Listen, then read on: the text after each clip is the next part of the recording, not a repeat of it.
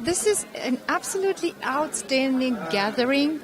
It's been such incredibly well organized.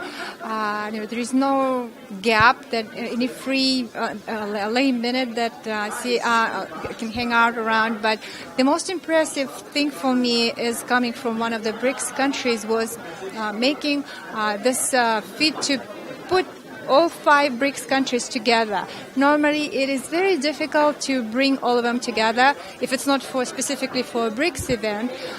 But the organizers managed to invite all from China, from South Africa, from Russia, and from India, coming together and discussing about their differences in taxations.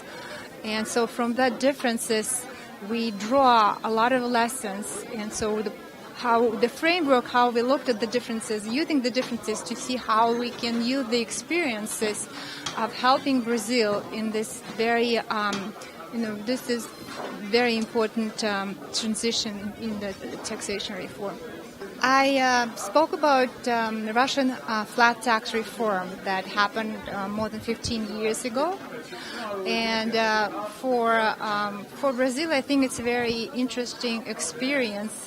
It's a unique experience. Russia is one of the first largest country that implemented flat tax reform.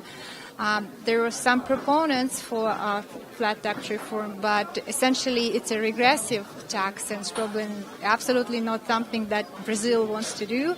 But I hope that was useful for Brazilians to hear about flat tax experience and also about outcomes and effect on economic activities. Definitely one thing, don't do the flat tax reform because it's not going to help in any ways.